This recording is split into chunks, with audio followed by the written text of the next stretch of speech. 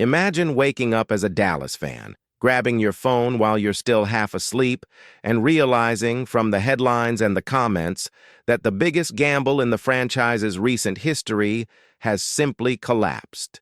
It wasn't that long ago that the front office made the most radical decision of the last few years, to give up a generational point guard, a talent who controlled the tempo of the game night after night, in order to bet everything on a giant in the paint, a top-caliber center with a past full of medical concerns. It was the classic, either it works brilliantly or it blows up in our face move. The message to the world was crystal clear. Dallas was tired of waiting, wanted to cut the line to the top, skip steps, and turn anxiety into urgency.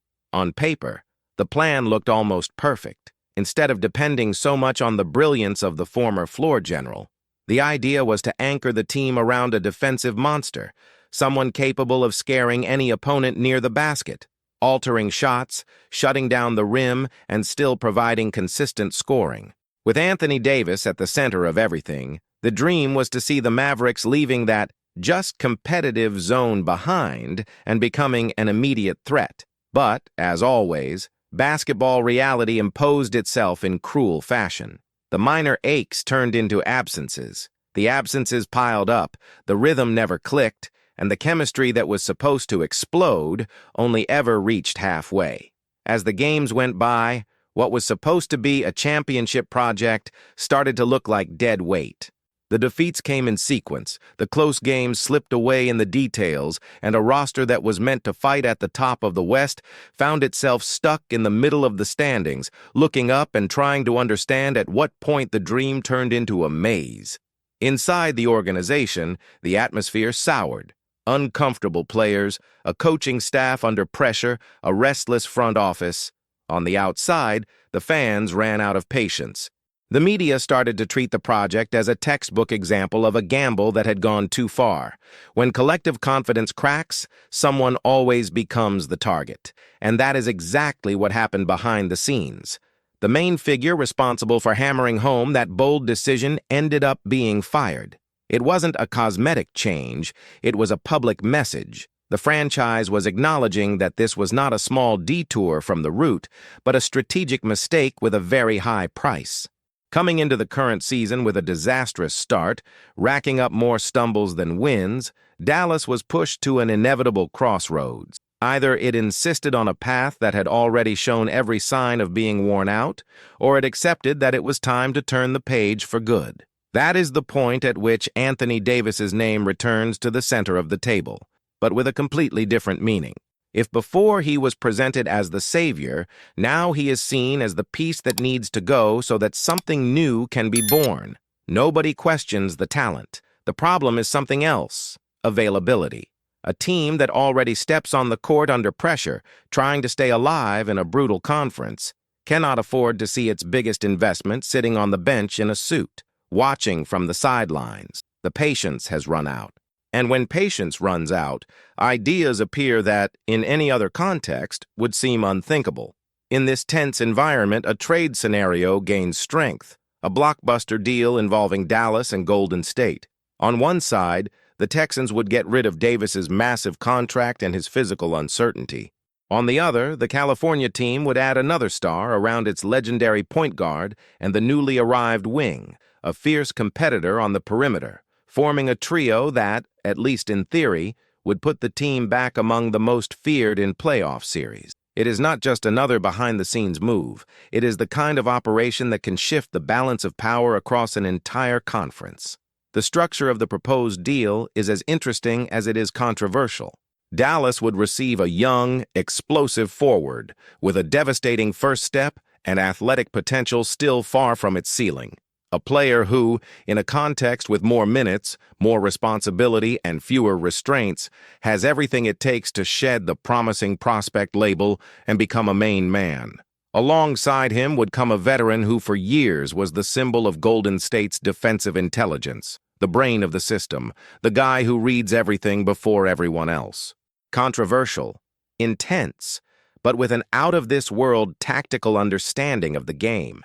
To complete the package, there would also be a specialist in long-range shooting, the sort of player who forces any defense to open up the paint, plus a future first-round pick, pure gold for anyone willing to rebuild. On the other side of the conversation, the California franchise would receive Anthony Davis and a young point guard still looking for his place in the league, but with fresh legs and a burning desire to prove he deserves to stay.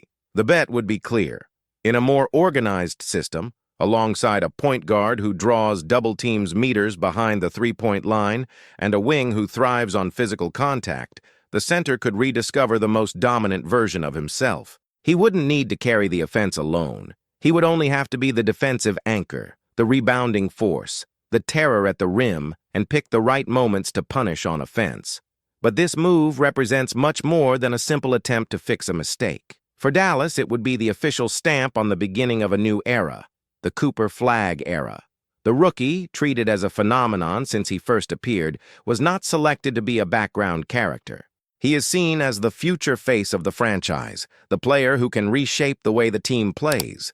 A long, versatile forward who defends multiple positions, thinks the game with unusual maturity for his age, and above all, carries an almost obsessive competitiveness.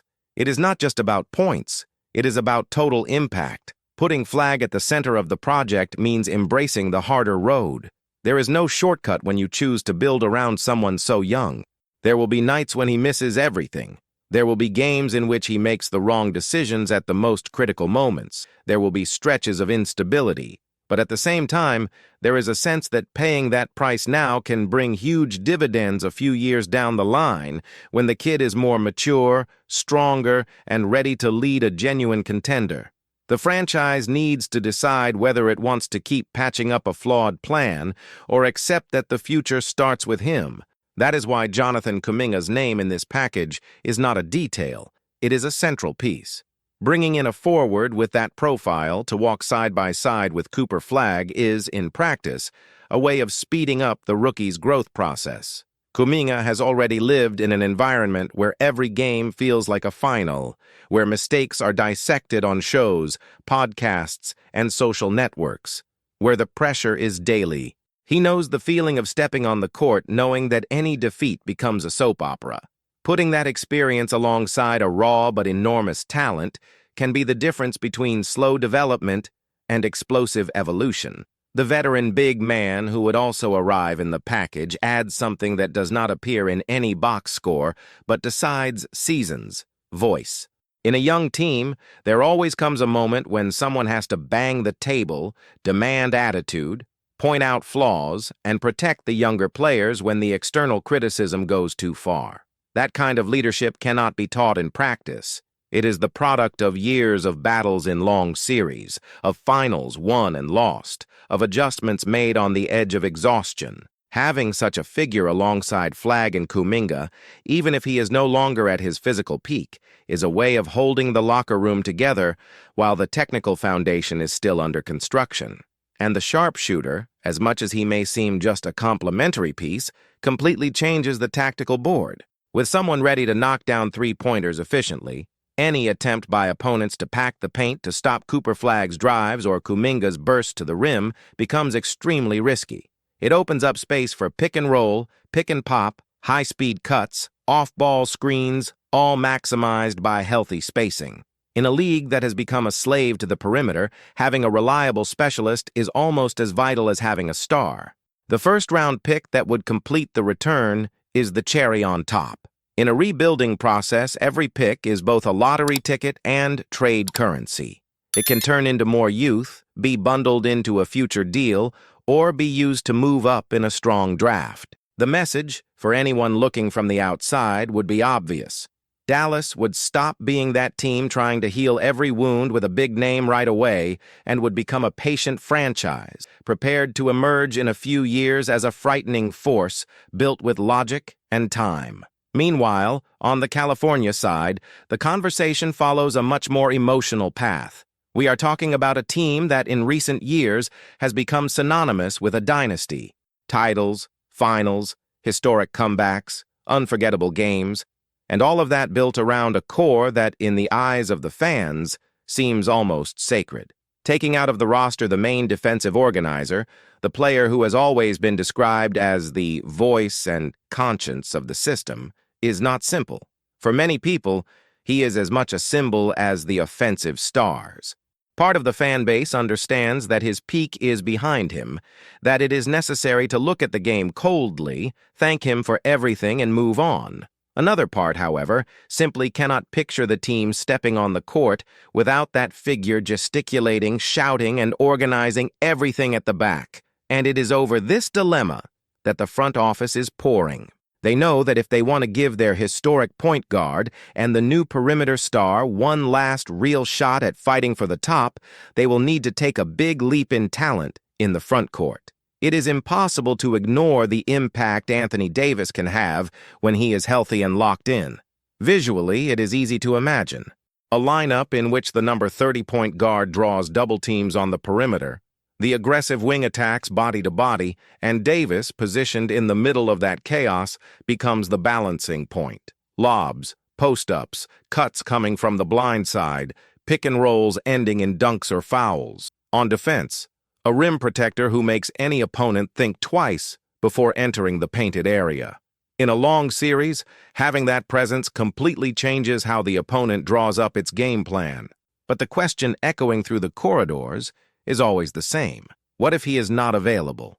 What if, in that decisive week of the season, the pains come back, the body does not respond, and the team is left without the piece that justified all the sacrifices? Is it worth giving up depth, a rising young player like Kuminga, and the defensive heartbeat of the franchise for someone with that history of absences? There is no simple answer. That is why, in parallel, another name has started to surface in the conversations: Domantas Sabonis. Sabonis represents a completely different path. Instead of betting on a center who terrorizes the rim, the idea would be to bring in someone who thinks the game like a point guard from the post. In Sacramento, he has become the engine of an offense built on constant movement, a hot hand, and quick reads. He scores efficiently, hauls in rebounds in high volume, and above all, makes his teammates better. He catches the ball at the top, sees the cuts developing, chooses the right pass, speeds up or slows down as the situation demands. Placed in a system like Golden State's, which has always thrived on off-ball screens, hard cuts to the basket, and shots taken in perfect rhythm, Sabonis seems almost tailor-made. Imagine a possession in which the historic point guard starts in the corner, cuts along the baseline, receives a series of screens, while the center holds the ball up high, waiting for the exact moment the defense loses track. If they stay glued to the shooter, they open the back door. If they double Sabonis, they leave a specialist wide open in the corner. It is the kind of offense that makes any defensive coach lose sleep. On the other hand, the defensive bill is steep. Sabonis is not the rim protector the franchise grew used to having in its best years. Without the presence of the veteran who for so long was the soul of the defense, and without a big-time shot blocker, the team would have to completely reinvent how it protects the basket. It would be necessary to surround the center with long, disciplined wings capable of covering space with speed and intelligence. The question then reappears in another form. How much defensive security can you sacrifice in the name of an almost unstoppable offense? While the decision-makers weigh pros and cons, the Sacramento Kings look at their own reflection. Sabonis is the centerpiece of the current project, the player who gives meaning to the way the team plays. His numbers put him among the greats at his position. Letting him go is not something you do lightly. However, after a run of seasons in which the team has hit very clear limits, the idea of testing his value on the market has started to gain traction in some offices. Selling high now and receiving a package packed with draft picks and promising youngsters could be the path to redefining the team's direction. Amid all this, there is still a quiet layer: the reaction of the fans. In Dallas, the prospect of seeing the team clearly embrace the Cooper Flag era, surrounding the rookie with athletic, hungry players who have room to make mistakes and grow, has enormous potential to reignite passion.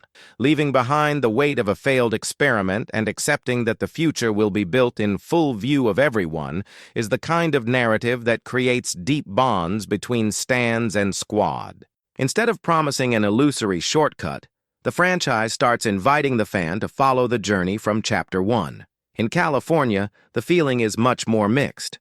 If the franchise decides to bet on Davis, part of the public will see it as a final battle cry, a gesture of, "We're going all the way, whatever it takes." Another part will feel it as an early farewell to figures who have defined an entire era. If the path chosen is Sabonis, there will be excitement over an even more beautiful and fluid offense, but also concern about the side of the ball where titles are usually decided: defense. Whatever the decision, it will not be just technical. It will also be emotional. It is exactly at this point that the discussion takes on an almost philosophical tone. Davis symbolizes brute force, intimidation, rim protection, direct physical impact. Sabonis represents brain, synchronicity, team play, indirect impact that lifts everyone around him. Two kinds of greatness, two visions of basketball. Which one makes more sense alongside one of the greatest shooters of all time and a wing obsessed with competing at the highest level? The answer is not just in the statistics. It lies in how each executive understands what it means to win in today's league. While spreadsheets, analyses, and meetings multiply, another name, coming from far outside this Dallas-California-Sacramento axis, starts to grow louder in fans' conversations. Sotto. On the other side of the world, on Japanese courts, he has been building his own narrative game by game. In a recent match against a team from Kyoto, for example, the Filipino giant delivered a performance that drew attention not just for the 20 points, but for the way he dominated the paint, grabbed crucial rebounds, and still found open teammates with smart passes. From the very first possession that night, it was clear he was on a different level of confidence. Using his height as a weapon, but also a mobility that often surprises those seeing him for the first time, Kai mixed finishes at the rim with mid-range jumpers, showing that his game is no longer limited to the basic pick and roll. At times, he received the ball with his back to the basket, spun with unusual speed for his size, and finished softly. At others, he drew double teams and found teammates cutting diagonally, proving that his court vision has improved. What impresses most, though, is how he responds to pressure in the clutch minutes. In the third quarter of that game, at a moment when the opponents were threatening a comeback, Kai took responsibility, attacked two defenders, converted a tough layup through contact, and still sank the free throw, igniting the crowd and completely shifting the emotional balance of the contest. That kind of sequence is not just nice to watch.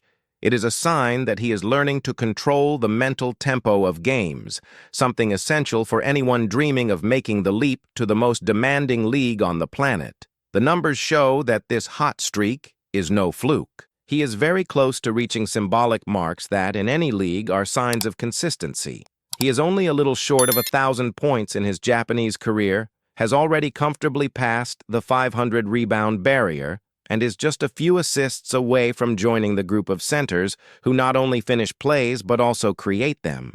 By combining height, soft touch, game reading, and a clear desire to grow, Sotto is leaving behind the label of promising Asian talent and becoming a name that NBA executives follow closely. And it is precisely at this moment, with Dallas rethinking everything, Golden State studying dramatic moves, and Sacramento unsure which way to go, that Kai's name starts being whispered among the California franchise's fans as a potential ideal complementary piece for a new phase. So that's it. If you enjoyed diving into these behind-the-scenes stories, the trade possibilities, the impact that Anthony Davis, Sabonis, Cooper Flagg, and even Kai Sotto's future can have on the balance of the league, hit the like button, because that shows it's worth continuing to bring this kind of detailed analysis. And if you're not yet subscribed, take the chance now to subscribe and turn on notifications so you don't miss any of the next chapters in these stories, any behind-the-scenes updates, any possible change of course in Dallas, in Golden State, or in Kai's career. Following everything in real time makes all the difference for those who truly love basketball.